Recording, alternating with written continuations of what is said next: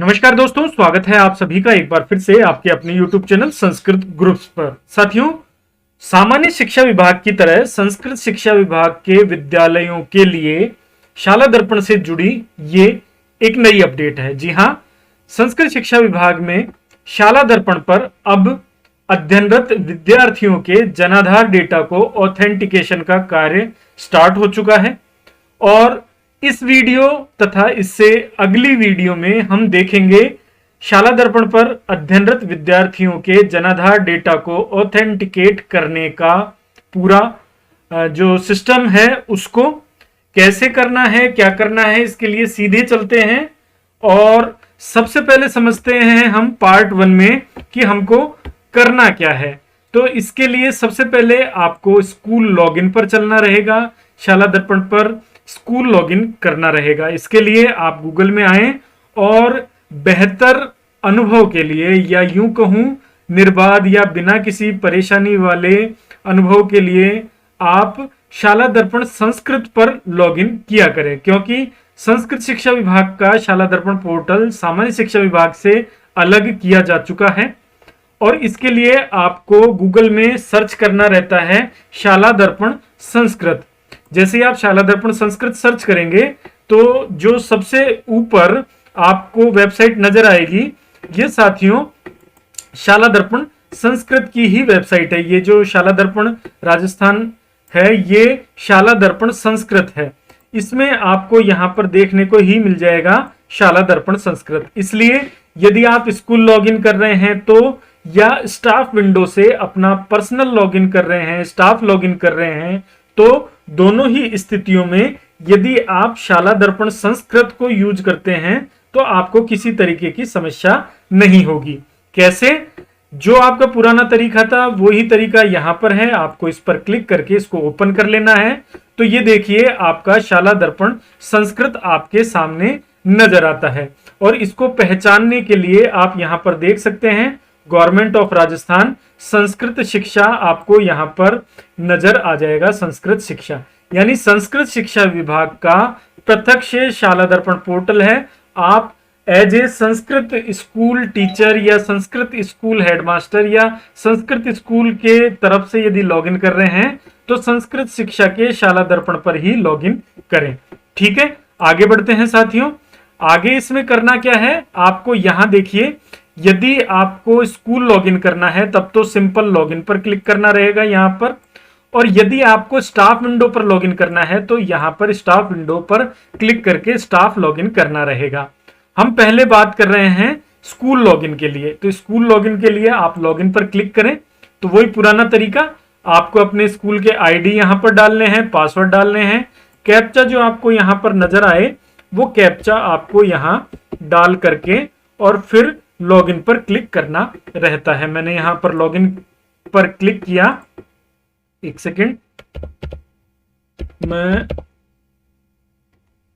School का ID, password और login पर मैंने यहां क्लिक किया तो ये देखिए आपका स्कूल का डैशबोर्ड यहां पर ओपन हो जाता है। यानी कि आपको संस्कृत स्कूल के रूप में या संस्कृत शिक्षा विभाग के रूप में लॉगिन करना है तो शाला दर्पण संस्कृत पर ही आप लॉगिन करें। ठीक है, आपने स्कूल का डैशबोर्ड खोल दिया और अब आपको यहां पर करना क्या है, यहां पर जो कार्मिक टैब नजर आ रहा है इस पर क्लिक करना है और इस पर आपको एक नया विकल्प देखने को मिलेगा कक्षा अध्यापक मैपिंग का। ये देखिए, कक्षा अध्यापक मैपिंग, आपको एक नया ऑप्शन यहां पर नजर आ रहा है। यानी एज ए स्कूल लॉगिन करने पर आपको सबसे पहले कक्षा अध्यापकों की मैपिंग करनी है, कक्षा अध्यापकों का सिलेक्शन करना है। ये इस टैब पर आकर के, इस विकल्प पर आकर के कैसे करना है, आपको आकर के कक्षा अध्यापक मैपिंग पर क्लिक करना है।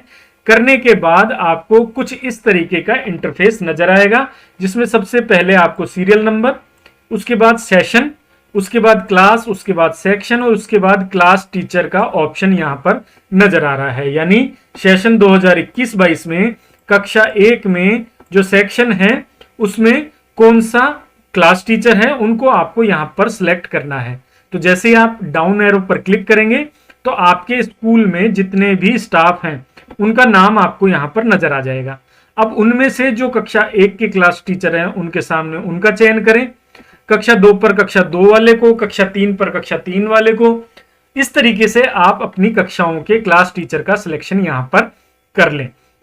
जैसे ही आप क्लास टीचर का सिलेक्शन कर लेते हैं, मैं एक बार यहां पर सभी क्लास टीचर्स का सिलेक्शन कर देता हूं।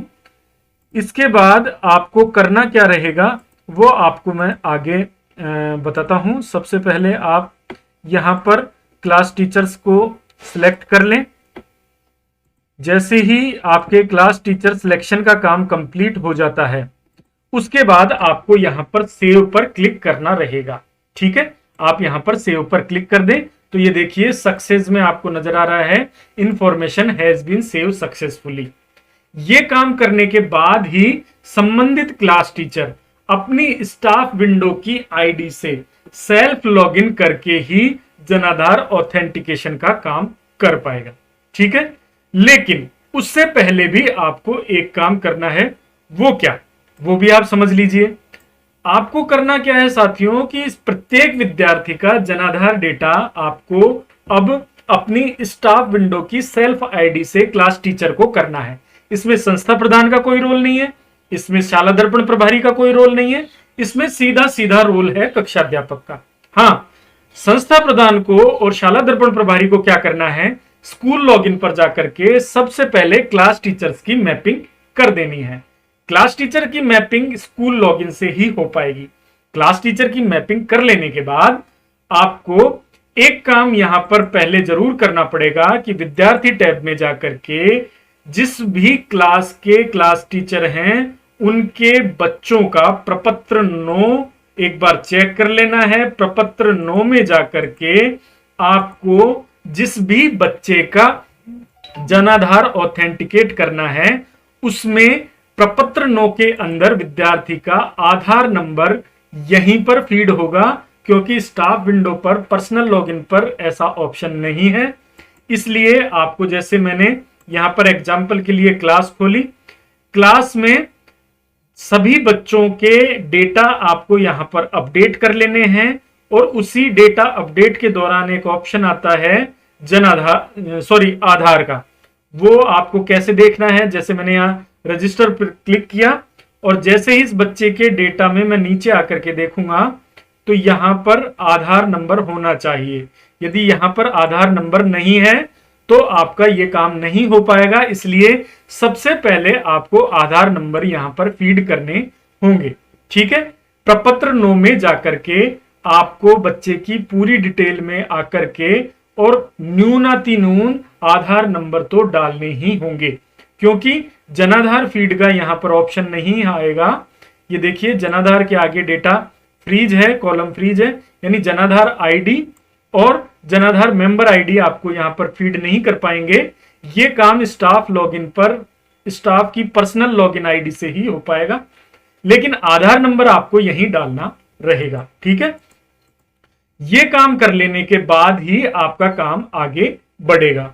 तो फर्स्ट ऑफ ऑल मैंने बात की कि एज ए स्कूल लॉगिन पर शाला दर्पण प्रभारी अथवा संस्था प्रधान के द्वारा सबसे पहला काम क्या किया जाना है कि उनको क्लास टीचर की मैपिंग करनी है और कक्षा के सभी बालकों का जो प्रपत्र 9 है उसको अपडेट करना है और उसमें बच्चों का आधार नंबर आपको फीड करना है। इसके बाद जो सेकंड स्टेप जनाधार ऑथेंटिकेशन का काम है वो करना है, वो हम समझेंगे अगले वीडियो में। ठीक है साथियों, यदि किसी भी तरीके की कोई क्वेरी है तो आप निश्चित रूप से कमेंट बॉक्स में लिखिएगा, कोशिश करूंगा उनका समाधान करने का। और जिन किसी साथियों को स्टाफ लॉगिन पर दिक्कत आ रही है लॉगिन करने में, तो वो शाला दर्पण संस्कृत पर आकर के लॉगिन करें यदि आप संस्कृत शिक्षा विभाग में कार्यरत अध्यापक हैं तो।